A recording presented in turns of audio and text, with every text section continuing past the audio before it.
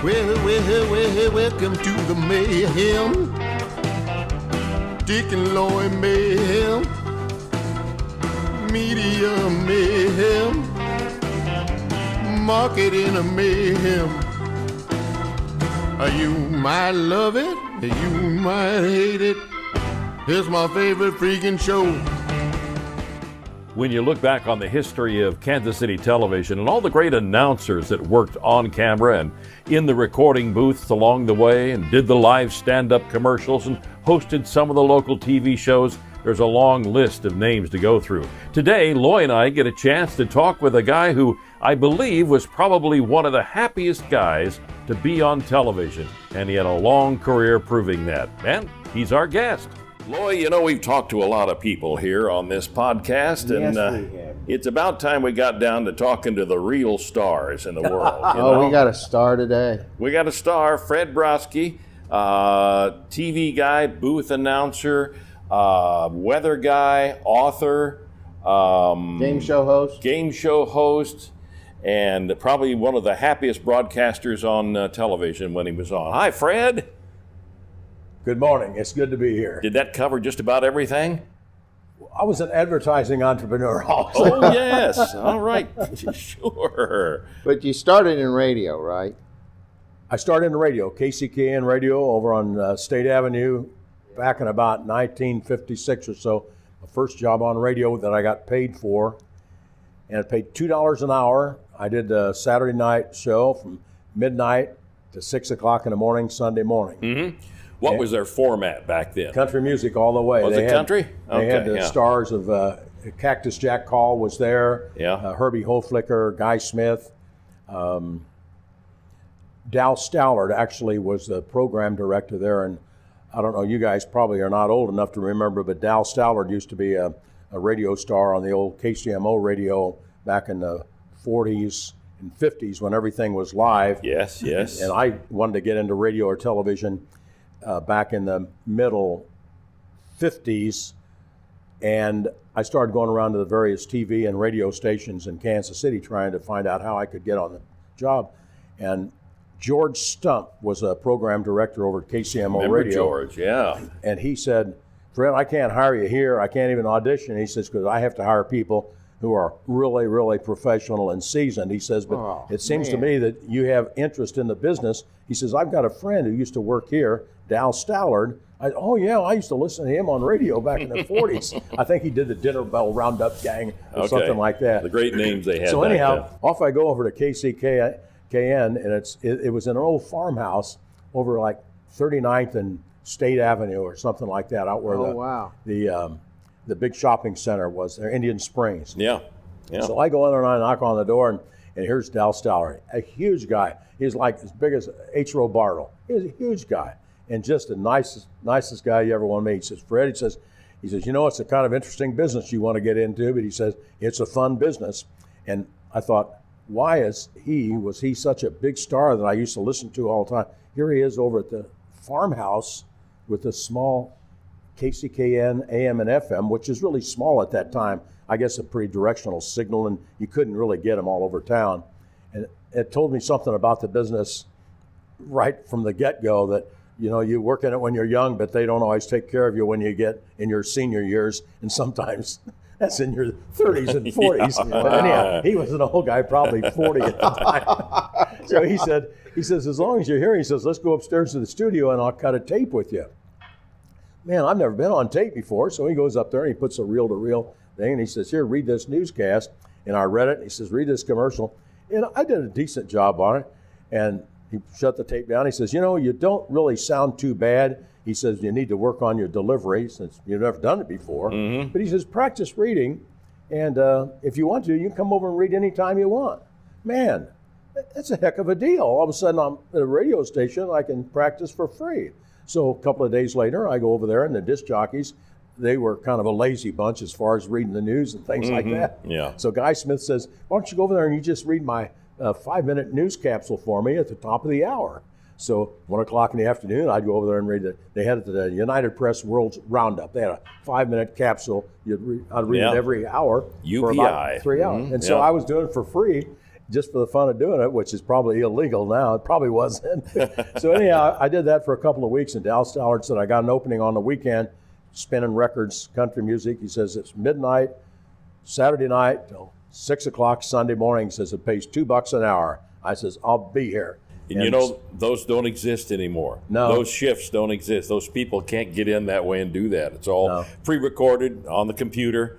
And those times to get that experience is not there. You were termed an intern back then, is probably what they would have called you. So I did that for a while, several months, I guess. And during the week, I had a job that I worked in clerical work. I did typing and things like that.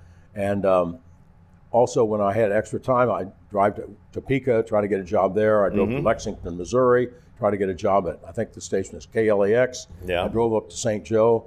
And I met a guy up there, KRAS was the name of the station there. I don't know if it's still KRAS. The guy's name was T. Casper, I believe. He really took a liking to me. So he said, I came on and I read the news for him a couple times. He says, you'd be my new news director. I don't know anything about news as long as I can do it. News director, that's great. I went to work for him full time, and I worked for him for about 3 weeks, and one of the announcers told me, he says, you know, they're auditioning for a TV announcer over at Channel 2 with the big tower up in St. Joe. And I think it's at 40th and Farron Street. So I went over there to audition for that job. And dang it, I got it. And it was really a neat deal. KBEQ, was it KBEQ then? Yeah, KFEQ at that time. KFEQ, yeah. KFEQ TV. Yeah. And so I went over there and auditioned for the job, and I got it. And about, I don't know, 5 or 6 months later, I'm in the process of getting married all the time too. So I come back to Kansas City and I get my old job back. I leave Channel 2 and we get married, and I get a little apartment on the plaza. And I really miss my television, even though I only worked it for a few months. Yeah, sure. So I called the guy up there. I said, if you got any openings, I said, I'd sure like to get back in. I said, I don't care what it pays. And so about 2 or 3 weeks later, I told Jane, my wife, I says, if I get a phone call, we're moving. She says, even though we've only been married 4 weeks, I said, we got to do what we got to do. So dang it, I got the call, and off we go to St. Joe, and that was the start of my television career. There you go. Wow. Wow, and you can get, you probably were excited about the fact that people could get you in Kansas City on the St. Joe. I remember that because my dad watching the Cardinals game, flipping the channel with his toe. Sure. Well, of course, that was my ultimate goal, to be in Kansas City, be on Kansas City television. And yeah, the St. Joe signal was Channel 2, so I think that it covers the curvature of the earth a little better than the higher channels. So we did get pretty good ratings in the northern part of the Kansas City metro area. As a matter of fact, I never did get to see the ratings, but we used to do a kids show called Cousin Freddie's Funhouse. Real neat name. In St. Joe? In St. Joe. Okay. So I did Cousin Freddie's Funhouse, and I did that for about a year and a half, and I had heard that we did have pretty good ratings in the northern part of the Kansas City area. And after doing that for a while, a year and a half, I moved later to Columbia, Missouri. Yeah.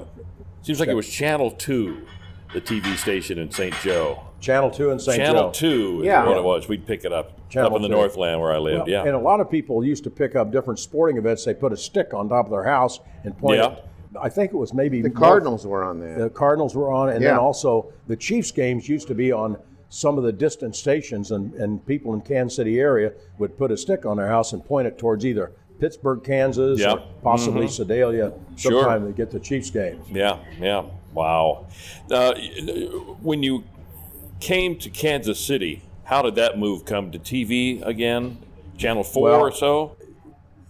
I was working, after I left Channel 2 in Columbia, I went to work for KOMU TV in Columbia, Missouri. Okay. I'm sorry, Channel 2 in St. Joe, then I moved to Columbia, Missouri. It was a university station. It's owned by, it was KOMU TV. It was owned by the University of Missouri. Worked there for a great boss. His name was Glenn Griswold.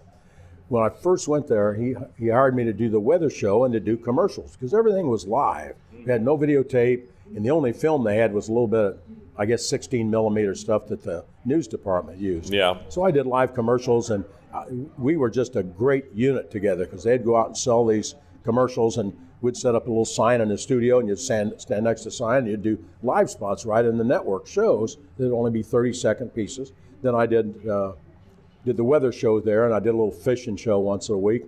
And then in about 1962, a show was created called Junior Auction. Okay. And the way it worked in Kansas City was that they sold potato chips from Kitty Clover Company, and on the back of these chips were little coupons. If you bought a small bag, it had like 5 coupons, or a denomination of 5. If you bought a big bag, it'd say 30. Buy a bigger bag, it'd say 50. So what kids would do is cut out these coupons and use them like money and come to the TV station and use them as money to buy prizes. Yeah. So in any case, Almar Fox Reshkin was the agency that handled that, and Bob Bernstein was one of the account executives. Wow. And so when they came to Columbia to put it on, I was the main guy down there as far as doing this kind of thing. So I contracted to do the show there. I think it paid $20 for a half-hour show. And I said, boy, I'd sure like to get the show in Kansas City. They said, well, we're hoping you'd do that too. So I said, man, that's really good. They said, it's going to be on Channel 4. So now I got a half-hour show every week on Columbia and a half-hour show on Channel 4 in Kansas City. And this, of course, is my goal. I thought, man, once I get to Kansas City, all these TV guys that I've been calling on for all these years, trying to get on their stations, I said, they're going to see, by God, I can do this. There he goes. Well, you think you're going to get discovered. I mean, somewhere. You got confidence in your ability, okay? Sure. You got to do it. So I go to my boss in Columbia, Missouri, Glenn Griswold, my old friend, and I said, Glenn, I hate to tell you, but I'm leaving. Oh, Fred, he says, we had a great relationship for 3 years. And he says, what are you going to do? I said, well, I'm going to do Junior Auction in Kansas City, and I'm going to keep, he says, these shows don't last very long. And he says, what else you going to do? I says, when those guys up in Kansas City see me, I said, I think I'll get a job up there. Yeah. He says, well, I hate to see you go. So I left. And about 8 weeks later, the Junior Auction was off the air. And here I am with no job. Oh, because wow. I was not discovered. Yeah. But Bob Bernstein, with this small agency, he got me a couple of freelance jobs, and he also told the people at KBEA Radio, I think it was owned by Dickinson at that time, or this right in the process of selling. He told them about me, and they put me on as a radio announcer, and I worked at KBEA, KBY in Mission, Kansas for 4 years. My TV career was over. So I was on radio again. And what was the format of KBEA at that music, time? World's Most Beautiful Music. Okay, and KBEY was kind of the underground.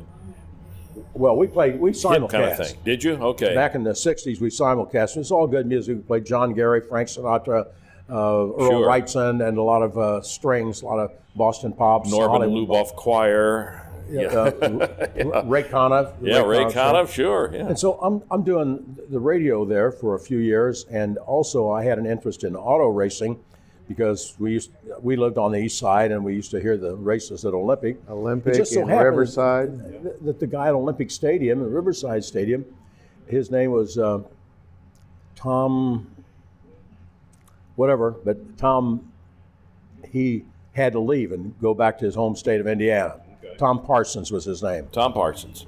And the guy at Olympic Stadium, since I was over there all the time going to the races, and he knew I was on radio, says, you want to do the announcing? So I said, oh, God, great, yeah. So now I'm working Saturday and Sunday races, auto races, and working KBEA radio.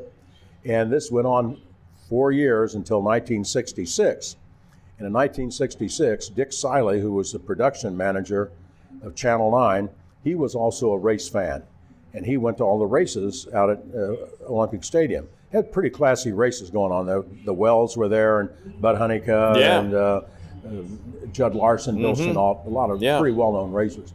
And so anyhow, after the one night of racing out there, Dick Siley come up and said, you ever worked television before? I says, God, that's what I do. I says, I've been working television trying to get on at your station for years. He says, well, Len Dawson does our sports, as you know. He says, during the training season, Hank Stram doesn't want him doing the 6 and 10 o'clock news for like August and the first half of September or something like that, for like a 10 or 12 week period. He says, would you like to do it? I says, God, yeah. He says, well, we're going to have auditions for it. So I go down there, and this is God's truth. I was just a nervous wreck.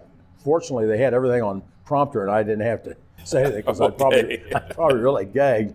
Well, I went over there, and I read about 3 minutes of copy, and it came out fairly decent, I guess. And the next day, the general manager called me. His name was Mark Wadlinger. He later, I think, bought KBEQ radio. Yeah. But in any case, Mark calls me and he says, you're going to be my guy to replace Len Dawson. Man, I almost wet my pants. I mean, this was a dream come true. I didn't know if I was going to pay anything or whatever, but by God, I'm going to be on Kansas City television. I said, Mark, I've never put shows together. I said, I'm just an announcer. I said, I don't know how to edit the film or any of that stuff. I can't even write the script. I probably got out of high school. He says, don't worry. He says, John Sanders and Don Fortune will put it together for you. They've been doing it for Lenny for 3 years, so they can do it for you. Yeah, well, yeah. They both auditioned for the deal, That didn't set too good Yeah, with they them. didn't like that. We became friends over the deal. So I did this for Lenny for about 2 months or 3 months, and then that came to an end. And then Mark Wadlinger said, I'm going to hire you as a reporter and put you in the newsroom. I said, Mark, I appreciate the offer, but I said, Claude Dorsey's a news guy, and I said, all those guys are journalists over there, and I said, I'm a show person. I said, I have no idea what the hell I'm doing. He says, what do you do? I said, I do commercials, I do a kid show, weather show. He says, you do weather? I says, yeah. He says, you're my new You're the weather guy. All right. So I got on the weather. That's how I got on the weather. Oh, man. It was a lot more scientific back then doing the weather, right? I mean, you had to know everything about the weather, the fronts. You really want to know? Oh, man. Back in those days, you could do. It was a rip and read. Well, I'll tell you how we did the weather. Okay, I'll try to be as brief as I can. The weather department was a piece of paper you had in your hand, and it was a picture of the map of the United States. It was outlined all the map. Here's how you got the highs and lows and the weather fronts. Call the weather service, the weather bureau at the time. Hey, Jack, this is Broski. Out Channel 9. Tell me where the highs and lows are, okay? There's a low over Sault Ste. Marie, and you're writing this down. There's a low over Sault Ste. Marie and another one down around Amarillo, Texas. Front between, a few showers on there, okay? High pressure over Atlanta, okay? You mark this down. That's your first map. Okay, where's it going tomorrow? He says, the high over Atlanta going to stay stationary. This low will move to Rochester, New York, and this low will move to Springfield. So you mark that down. The front between them, yeah. And then he says, okay, now there's an occlusion over here. I said, don't give me an occlusion. I says, I have no idea what occlusion is. And I'm the hell not going to try to explain this to people out there in the bowling alley or at the racetrack what an occlusion is. I said, I just don't know. He says, we also have some things going on at the upper level. I said, I don't want to know about the upper level. Just tell me what's going on the surface. And that's how we did it. And so then you'd have 2 minutes to fill on the air. And then if you, what was the weather map like then? Was it just Well, was it the the magnetic things that stuck on the different wall yet? Or? Well, difference, no chroma key where Yeah. you stand in front of a green wall or a blue wall. There, at Columbia, Missouri, we had a big map right behind you that was the state of Missouri. It was about 7 or 8 feet tall, and little hooks by each city in there. And what you did was put address numbers on it. You go to the hardware store and you buy these things to put on your garage. My address is 15350. Yeah. So you'd buy those things. You'd say, okay, temperature in Columbia is 5.1. That's it. Oh, okay. There you go. Springfield, Missouri is 5.5. You'd put a couple of fives there. Yeah, yeah. Then for the next show, you'd change all these things.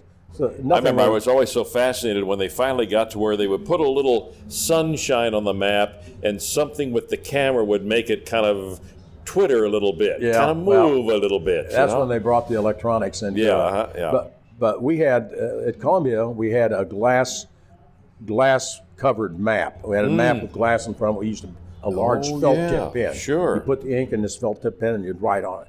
Sometimes it'd kind of dry out and you push it a few times. Then a whole bunch of ink would come out at once. Yeah. And at Kansas City, we moved up in the world. They used a glass map, but you had a clown white. You know the clown white they put on a clown's face, Sure, make white face? Well, if you take that stick and you keep it in the freezer, it gets really firm, and then you can write with it on a weather map. I'll be darned. And it works like a... That is a trick I just didn't know. That still may be useful today somehow. Yeah, clown thing. The one thing, though, talking about weather people and the way it's changed now and all the technological and verbiage and 400 or 500 maps from around the world, we don't know what they mean and all kinds of stuff. What I do appreciate about the weather guy, what I experienced also, is everybody else is reading off teleprompter. The weather guy ad-libs for 2.5 minutes. He's the good talker. Or she. Yeah. Yeah, You that's filled what a you lot of time. Yeah. Well, I think you did cartoons too, if I remember. Well, I did right. a lot of cartoons. I always try to do it a little different. I put a boutonniere on, and That's right. And I did cartoons, and that was part of. I was kind of my own worst enemy because I tried to make each show something really special. Like at 6 o'clock, I tried to draw one cartoon. Like a guy wanted some water, so his flowers were awful dry or his garden was dry. Then at 10 o'clock, I'd try to do another cartoon. And after I do this for so many months, you can't just keep coming up with these new ideas all the time. And you do a good show, and then you try to top it the next time, and it can become a stress factor. And you still have some of those drawings around, don't you?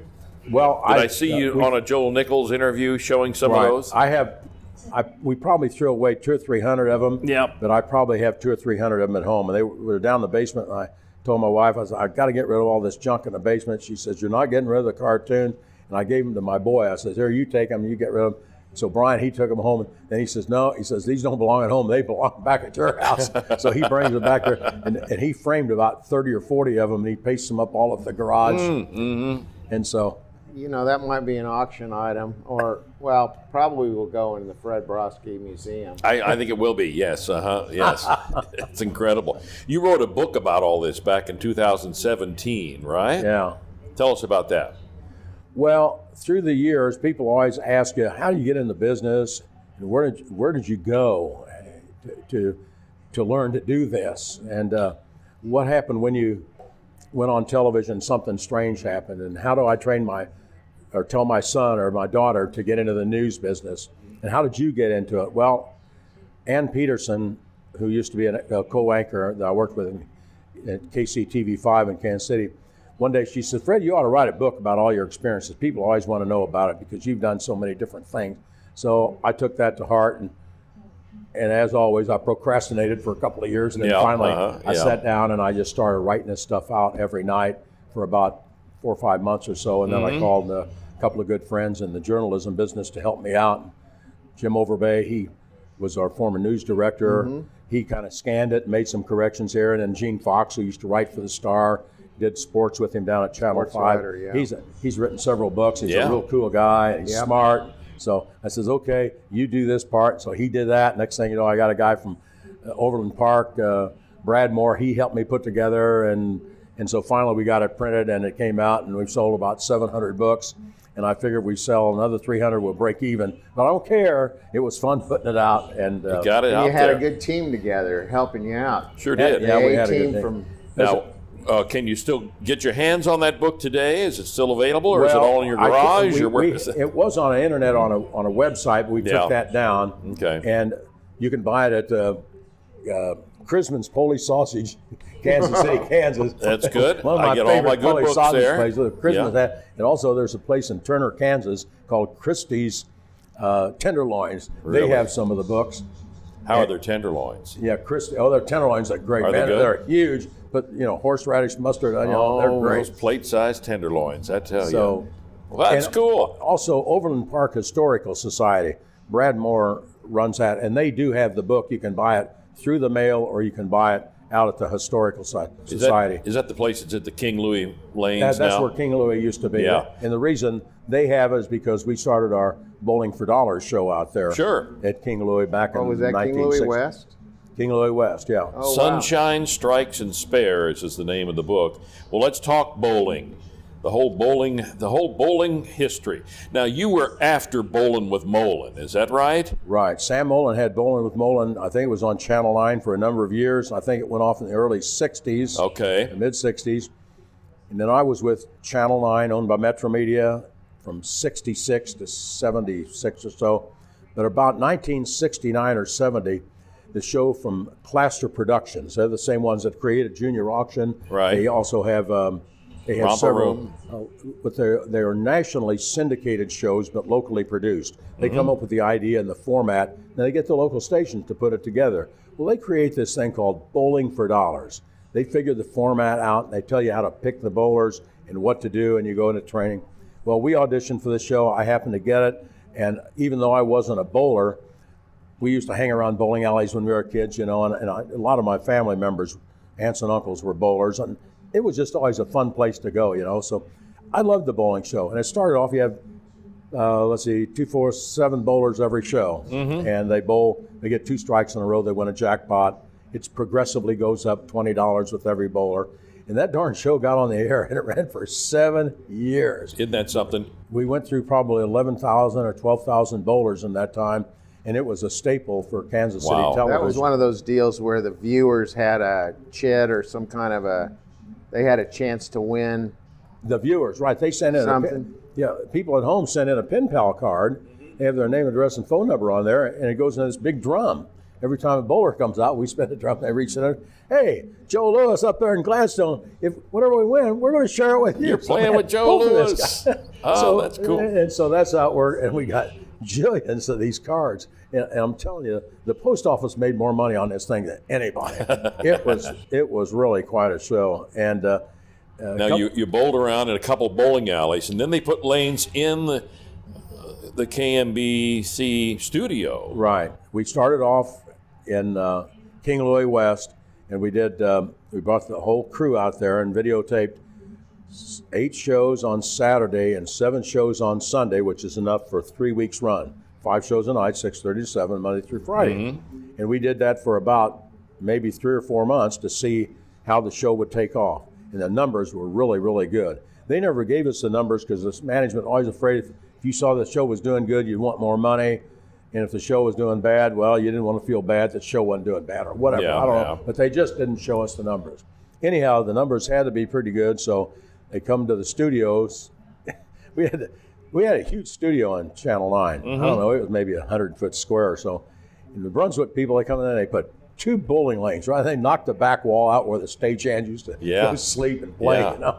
They put these 2 bowling lanes down there and built some risers. And all of a sudden, we got 2 bowling lanes in the studio. And then every Monday, we'd have all these people come down here, and we'd do 3 bowling shows between 7 and 9 o'clock at night.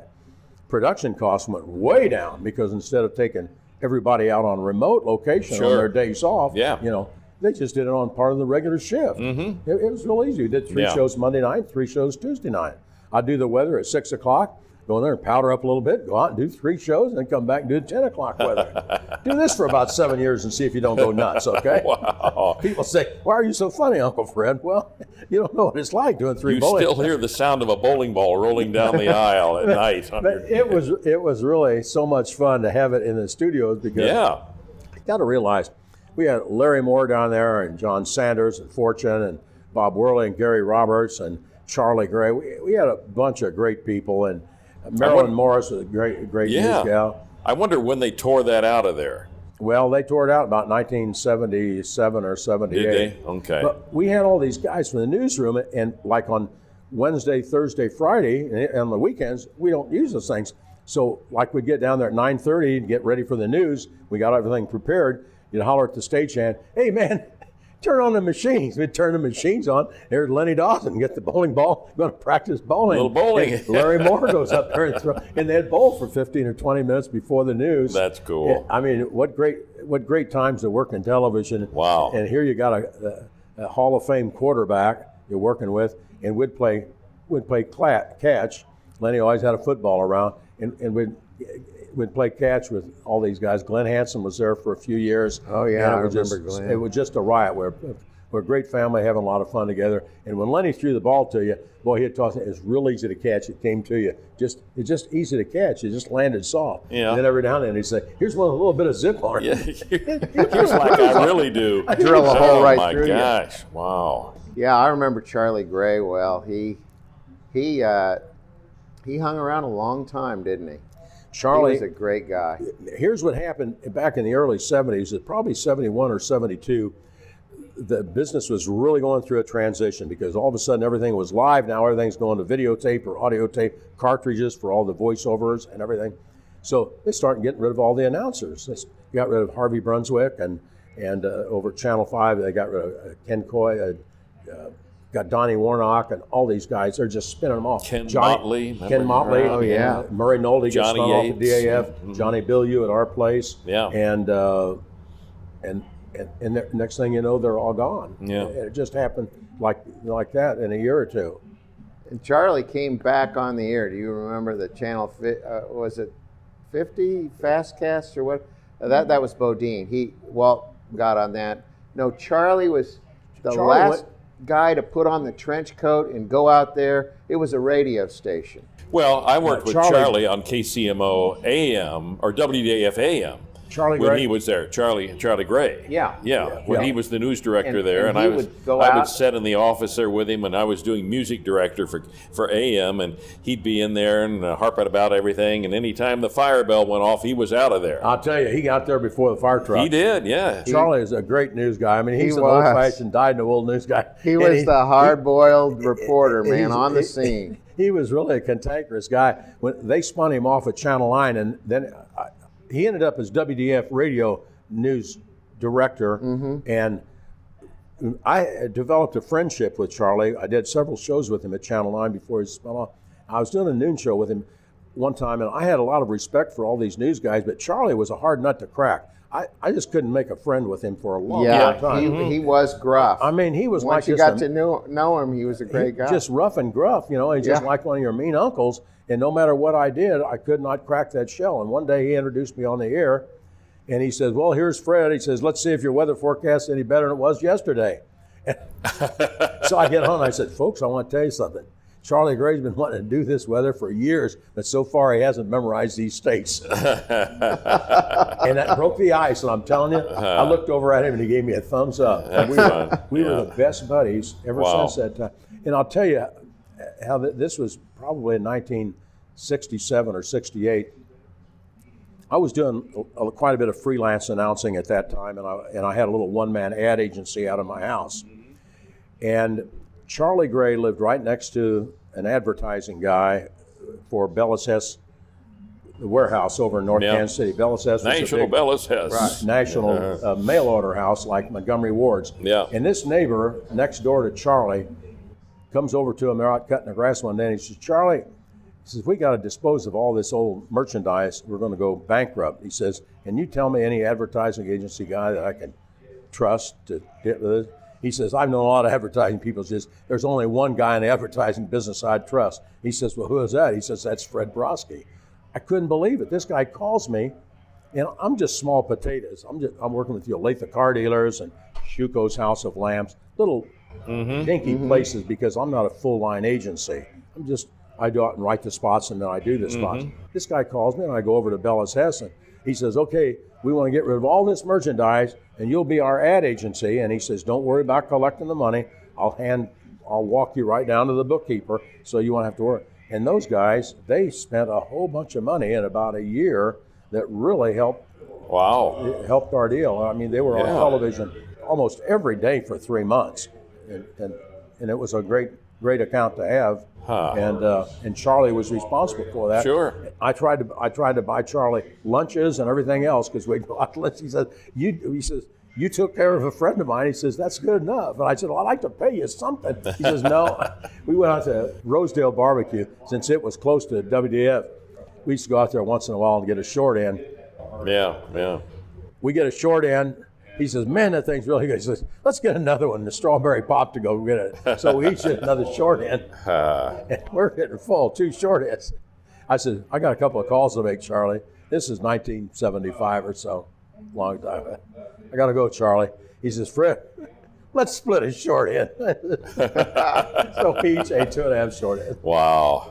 You talked to us early before we started recording. I wanted to get that story again about you getting into the billiards hall, the pinball machines, and all that kind of stuff. What was the deal on that as a kid growing up? That's a part of a misspent youth. It's just I used to love to caddy, and of course caddies like to play golf. And when you're doing this, you're 12, 13, 14 years old.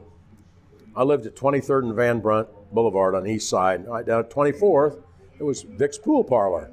But I couldn't get in because it was too young. But right there at the window you could look in, there's guys playing pinball machine every night. A bunch of old guys, 20s and 25, 30 years old. Yeah. They're playing these pinball machines. Man, I wanted to play that so bad. And you see the pool tables over there. I'd never played pool before. I wanted to do that. I wanted to be a big guy, be like the grown-ups.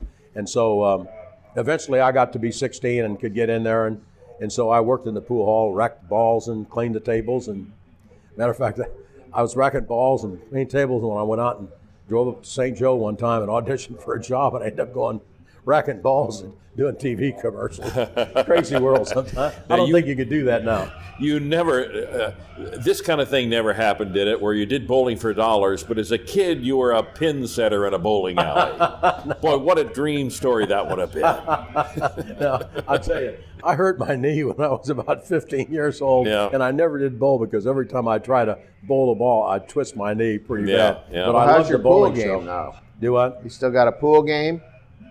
I don't play pool. I've got a couple of real nice cues. I had a billiard table and also had a 5x10 pool table, but I never did play for the past. I sold both my tables and I don't play anymore. But I was just an average player, but I loved the game. Did you ever buy a pinball machine for your Never home? did buy a pinball machine. Yeah, No. that would have been good. I got into electronic games. I played Pong for about a couple of weeks, and that was enough for me.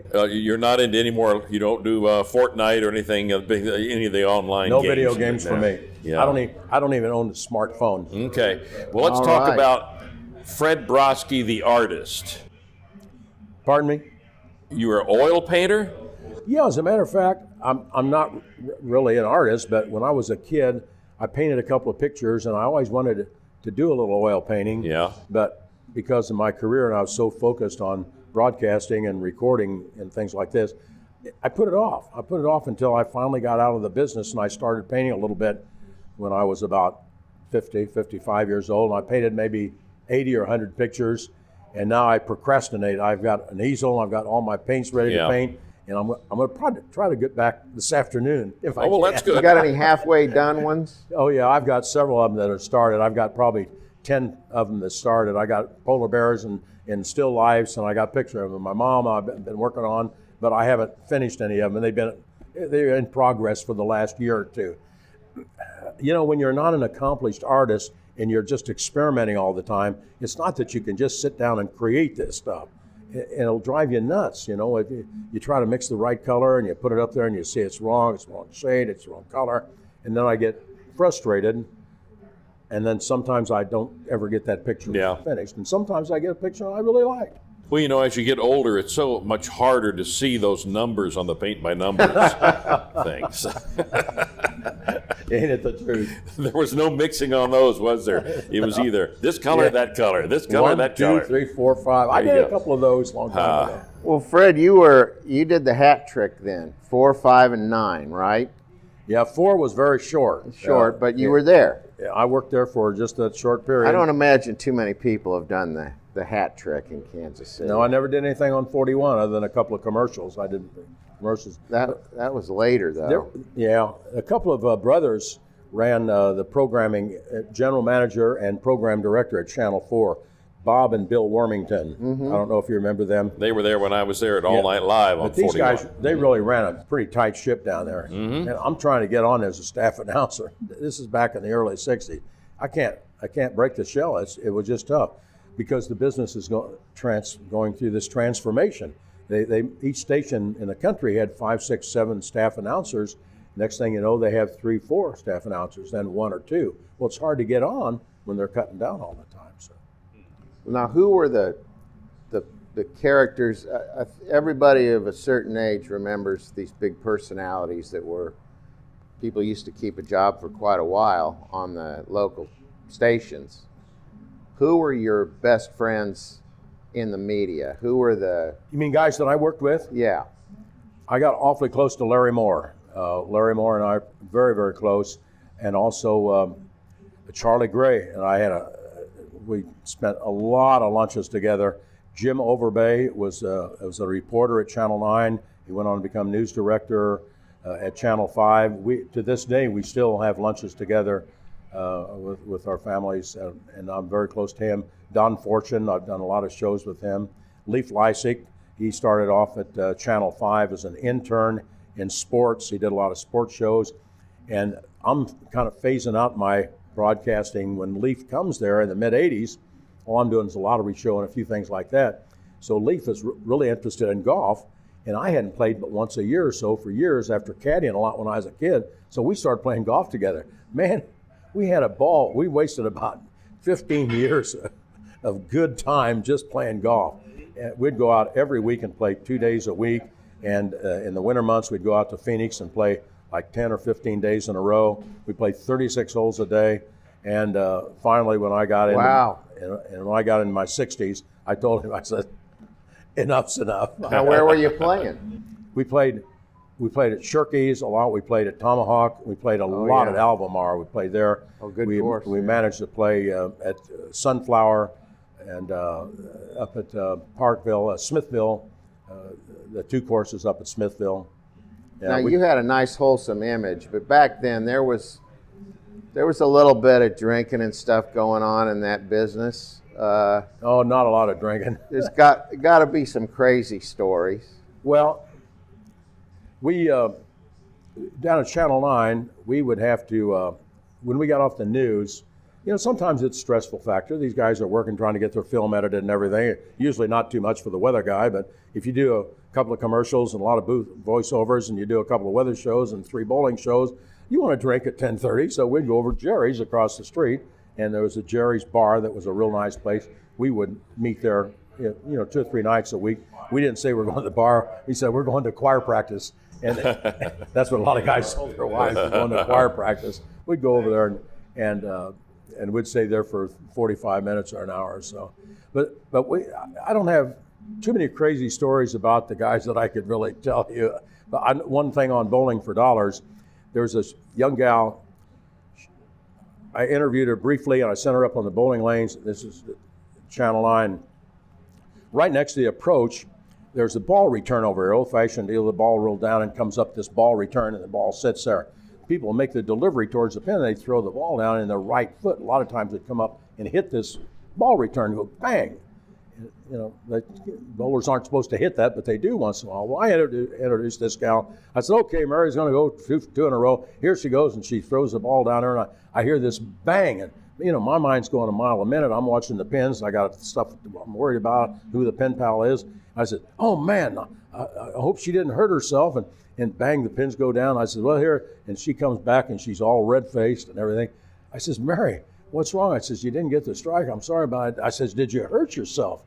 And she says, I want to go home or something like that. I said, okay, I'm befuddled. I have no idea.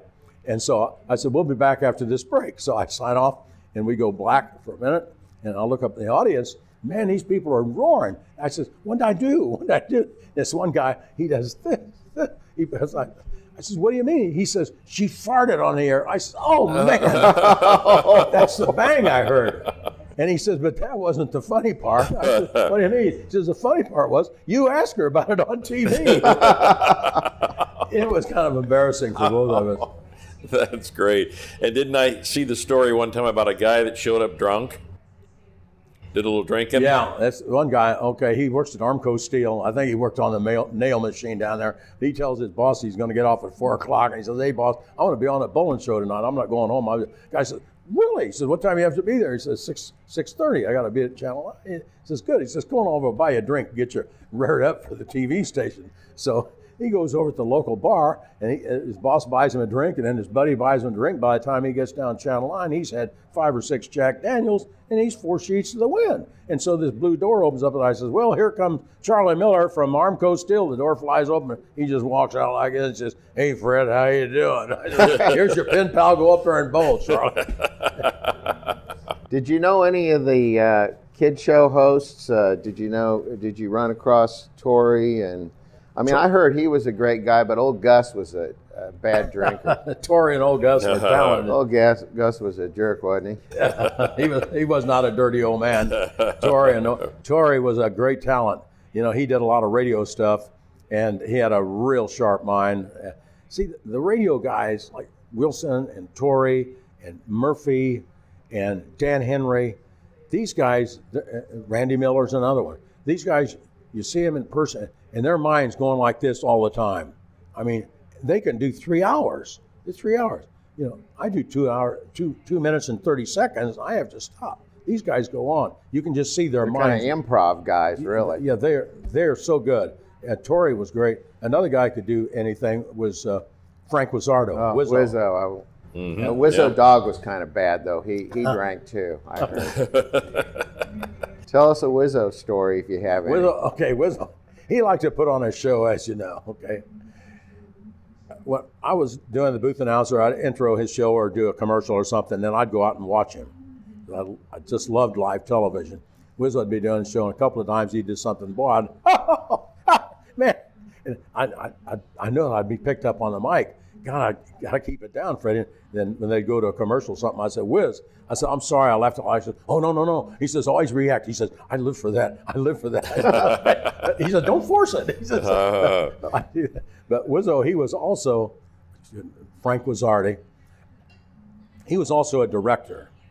And he was an MC. He used to MC a lot of the shows down at the old Tower Theater when they did burlesque and vaudeville and that kind of stuff. And when we'd just record a commercial, he'd be up at the director's console. He'd say, okay, Frank Thomas, the stagehand, he says, get it set up over there. We'll take camera 3, then we'll go to 2, and we'll roll in about 5 minutes. He'd just say, okay, Fred, go out there and stand, or Johnny Bill, you go out there with Fred and do this. It's just simple stuff. But now all of a sudden, there's a group of people taking a tour. So there's 12 people standing there at the control room. Now we're going to do the same thing. He says, okay, videotape, we'll roll this on high band videotape color. We'll take it on 1, stand by. Make it sound like Universal Studios. Yeah, that's fun. Good. I'll tell you something. I don't know if you know Bill Hare. He was a director at Channel 9, one of my very dear friends. We lost him a few years ago. But he was one of these directors that was really nervous. I mean, you could just see it all the time he was up there. It was live television, good reason to be nervous. But he's always tense up there. We're doing the Kansas City Philharmonic show, and we've got all these musicians out there. Hans Svigers conducted the orchestra, and I got a closing. I got a 30-second close. Production of Kansas City Live, Kansas City Philharmonic Orchestra, such Hans Svigers conducted. And I can see Bill in the control room here through the glass, and I'm getting over it. It's a pretty big deal. I'm getting ready to do the closing. He hollers at me, he says, Freddie, he says, you got to do this show quick. He says, we're running too long. He says, you got to do it in 8 seconds. Whoa, I said, Bill, it's a 30-second deal. I can't do it. I just can't do it. He says, you got to do it in 5 seconds. And I said, Bill, I can't get all the credits. And he says, go. I said, it's Fred Broski speaking. Thanks for watching. Yeah. Wow. And that was the show. They taped this show on these huge reels. I think it was 2-inch or 4-inch videotape. Each one of these reels weighed about 15 pounds. It was an hour and a half reel. And they took the thing in the videotape room, these huge machines, they're bigger, like 2 wash machines. And the engineer took this, and normally you store it over here where you save it. For some reason or other, he took it and he put it on the eraser and he degaussed it. He erased it. He deleted it. Right. We know what that word means. We older guys know what degaussing is. And so that was all erased in an hour and a half, and they couldn't redo it. So I think Yeah. You know, when I was at KCMO in the early 70s, they still had the acetate machines back by the back door that they would cut the audio in and cut the acetates right there, and that's the way they played it back. So quite a deal, yeah. Good stories, good tales. When I was at Columbia, Missouri, we're talking about the announce booth. A lot of people don't know what it is. Well, the old-fashioned TV stations, every one of them had a room that was maybe 10 feet square, 6 feet square. It was just a small room with a couple of monitors in it. And any time you heard a voice and you didn't see the announcer, they probably originated from that voice. They had real good microphones. Columbia, Missouri, we had a student was with a J school. We had a lot of journalism students there. Great-looking guy, great voice. His real name was Del Wade, but he went by Duke Wade.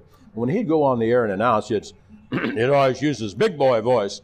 Okay, here's the latest news, and he'd talk like this when he's just normally talking. Then when he'd sign off every bit that he'd put on the air, he'd always end, this is Duke Wade reporting. He'd always end like that. Okay, and he's doing this in the booth when it's part of the news show. This is just the audio part. Okay, so one time they had the city elections, and here comes Duke, and here sitting right next to me, and slides come up and say the city dog catcher is so-and-so won that, and the county did this, and the new mayor is so-and-so, and he says, and that's the latest from the shitty elections. Oh, yeah. And all of a sudden, boy, you see everybody in control room, they just stop like this, And he stops, and he just points his finger, go. And I opened the mic and I said, "That was Duke Wade reporting." He didn't talk to me for a couple of weeks. That's funny. Which one did you, now it's live TV, you did it for so long. What are some of the goofs that you still remember? The goofs that what? Goofs that you made that you still remember. Were there any of them that just you couldn't get over it? Well, when I first got into business, I did break up a lot. As a matter of fact, I broke up quite a bit on Channel 9 because sometimes the stagehands or some of the other announcers, they'd break up. Like Larry Moore one time, he enters me, he says, "I don't know how I ended up with this Italian sportscaster Fortune and a Polak weatherman doing this." And I started laughing, see. And I really had a difficult time getting through the deal. And he really got in trouble for that. In Columbia, Missouri, I don't know if it was Huntley, Brinkley. At 6:15, you take the hour at 6 o'clock, we did local news, 6 to 6:15. National news comes 6:15 to 6:30. Everything live. We had news and weather at 6 to 6:15, and either Huntley, Brinkley, or Swayze, or Chancellor, or somebody like that did the 6:15. I don't remember who it was, but it was one of those top teams. And I did the weather show at 6:10 to 6:12, and then I had to do a live commercial at 6:14:30 to 6:15. And it's live, and I got to get it done in 30 seconds. And it was only like a 20-second script, so it allowed me to do a little movement. It was for the Beverage House, which was a place that sold beer and liquor, sporting goods, and worms and minnows. It was a complete store out on Old 40 Highway in Columbia, Missouri. So here I go. Hi, Fred, for the Beverage House. If you're going to do some hunting, here's a nice Winchester shotgun for you. Good. If you're going to do some fishing, here's a nice Garcia rod and reel. Oh, that's a good one. Now you're going to do some swimming, here's some swim fins. And I go, arr, arr, arr. Like a seal. And the camera shook. And Pete Bretz was a camera guy. He looked out the side of the camera and he said, God. And I started laughing. I can't finish the commercial. And I run about 30 seconds long. And now we enter the network show. Okay. In progress. We joined this show in progress. In the studio. Everybody just laughing like crazy. I got tears coming out of my eyes. And it was a disgrace. I was supposed to be a professional announcer, but it happens. And so I go back to my booth chair and I sit in there. Oh, God, I'm glad that thing's over. Now, of course, the phone rings. You could tell by the way it was ringing, it was angry, you know. Hello? This is Griswold, your boss, your general manager. I want to talk to you about that spot. I said, Glenn, it was really funny. You should have been here. He says, I'll see you at 9 o'clock in the morning in my office. I said, Glenn, I work the late shift. I don't get out of here until midnight or after. He said, make it 8 o'clock. So I got there at 8 o'clock in the morning and got chewed out royally. Yeah. Wow. Oh, man. The great stories from how many years total would you say? What's your broadcast year count? Well, my first job in broadcasting was about 1956, and my last thing on the air, well, actually, I did a spot about a year ago. Yeah. But for working for a TV station, it was 1998. But full-time, I ended in 1984. But it's interesting about my career. A lot of people think I've worked a long time for for a station, but I've never worked for more than 4 years at a time on a 40-hour week. I worked for Channel 8 in Columbia 3 years. I worked for KVEA 4 years. I worked for Channel 9 4 years. Quit them, went back, worked 3 years, then worked 2 years bowling. Did part-time 1979. Worked full-time for Channel 5, 80 to 84, and then left that and did part-time. So I've got kind of a checkerboard career. But even though I wasn't working full-time for the stations, I did a lot of commercials back in the 60s, 70s, and 80s, and people, they see you, they still think you're working for the station. Mm-hmm. Sure. It was the 80s. I was working, got to tell you this story. I think I was doing the weekend weather with the female anchor.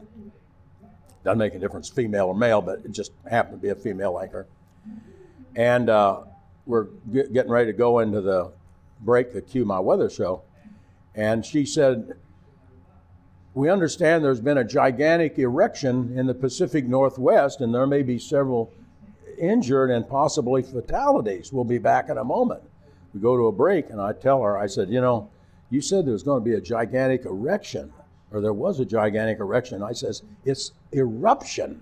I says, tremendous difference. I says, but this time of night, I says, a lot of people are eating popcorn, drinking beer. They don't hear us word for word. I said, don't worry about it. So we come back on here after the break. I said, don't say anything. She says, well, we're back. I said erection. I meant to say eruption. Now here's Fred with the weather. So now try to do 3 Well minutes. handled. Oh, man. Wow. That's beautiful. Gosh. Any other stories we're missing out on that we haven't talked to you about? Well, you got a couple of days. Was Cheryl Jones doing weather? Cheryl Jones, When she you were- replaced me in 74. When I left in 74 at Channel 9, she replaced me, and then she stayed there for 3 or so years, went to CNN, a couple of other stations. There was that one. That was that one period where I didn't miss you. I just wanted to tell you. I want to tell you about However, you missed part of the state of Missouri when she was on. I so- love Cheryl. I'm an old guy. Before I lose my train of thought, I want to tell you about Wendell Anschutz and Ann Peterson, Don Fortune, myself. We're working together as a team, which was really a fun group. It was just as much fun as working with Larry and Lenny and those guys. But we always had fun no matter where we worked. But anyhow, Fortune and I were always kind of competing with each other and bugging each other all the time. And he knows I didn't know anything about the weather. I just talk about the weather. We're closing out the news show, and there's some heavy thunderstorms out around Salina, and we had a couple of seconds to kill, and he looks over at me. All the mics are open, and he says, "Hey, Fred, give me an explanation of how that thunderstorm built up out around Salina." I got no idea. All I know is there's a cold Don front was out there, mean. and I start to say something, and Wendell knows it. Whatever I say, it's going to be stupid. So he says, "Fred, hold it right there." He says, "Scientific explanations become quite lengthy. So since we're on tight time parameters, hold that answer till a later date." I says, "That's right, Wendell. I'll do that." I'll hold that. But that's why it was so great working with guys like Larry and Wendell, because they'd give you a string and you go out, and then all of a sudden, guys like me, we end up at the end of a string, and they always pull you back. They save you. You know what I mean? Yeah, sure. Because we're not always under control.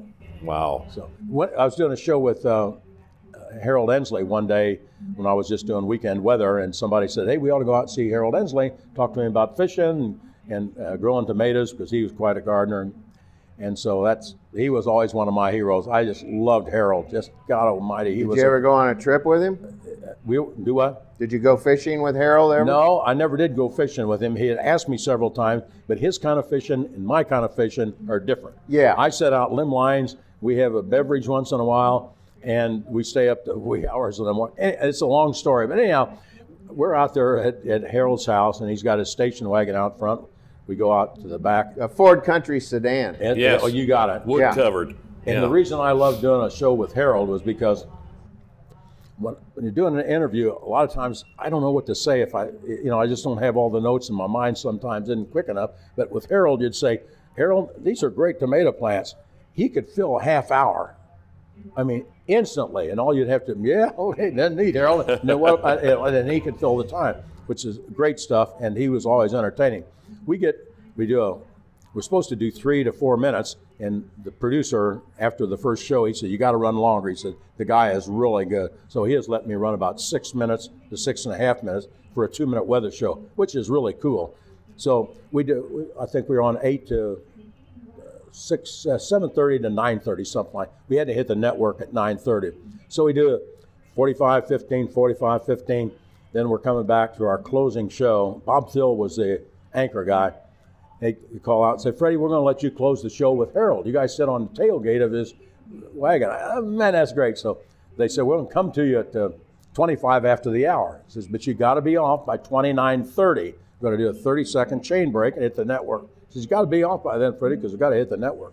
So I tell Harold, because Harold doesn't have headsets on or anything. He's just talking and having fun. So Harold, here's the deal. We can talk 4.5 minutes, don't have to do anything about the weather. We just talk about maybe Table Rock or something like that. I said, when I got 30 seconds to go, I said, "I'll have my arm behind you and I'll just tap you on the shoulder." And I said, when I do that, wrap it up. And then I can just wrap it up. I said, I'll have 20 or 30 seconds left. He says, go to chain break. They put a slide up and they go to network. He says, oh, no problem, Fred. So he says, okay, here we go. He says, hey, you know, I was fishing down there around Shell City, Missouri one time. I said, can't tell you how big these crappie were. He says, we're catching them running 14, 14 half, 15 inches, one right after another on a little white and purple jig. And I said, that's really neat. They said, 1 minute. He says, you know, we figured if they're biting here, there, we ought to go up to Truman, up by the dam. Maybe they'll go up there. And now the guy says, 30 seconds. And so I tapped him on the shoulder. He says, and you know, we caught those crappie down there at Truman. And I was thinking, I'm thinking of J.D. Fletcher down at Table Rock. Now the guy says, 20 seconds, Fred. So I hit him on the back. And he just keeps on going. And then finally, the guy says 10 seconds, and I was going to halfway push him. I thought I was going to push him off the edge of the deal. And he said, Fred, you know, we had a heck of a trip. I'll see you next time. I said, thanks, Cheryl. Good day from there. And bam, we hit the net on time. Once again, and I'm Fred Broski. And away you win. He was a great guy. Yeah, I loved Harold. Celebrity-wise, you know, they always ask any of us that have been in the media, what celebrities did you meet? Anybody come through the station you had a chance to shake hands with? Or Well, I met Loy Edge and I met Dick Wilson.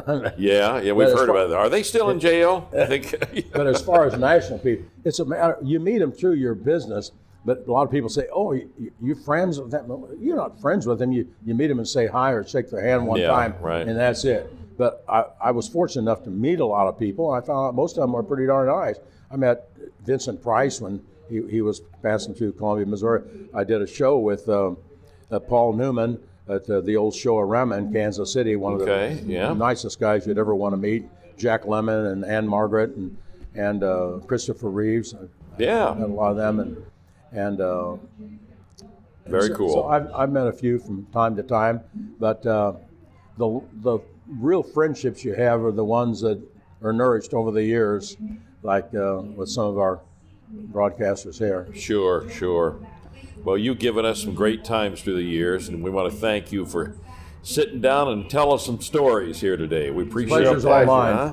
What a deal. You Fred want to start a Broski. show some? I was thinking on our way down here, we might get a lot of the stations in the Midwest to tie in together. We'll start a show every night at 10:30. There you I'll go. be your announcer. You guys host the show, and I introduce it. I got you. Okay, good. I want to work Broski in. Done deal. Okay. Thank you, Fred. Thank you, Fred. Thank you. Okay. You might love it, you might hate it. It's my favorite freaking show.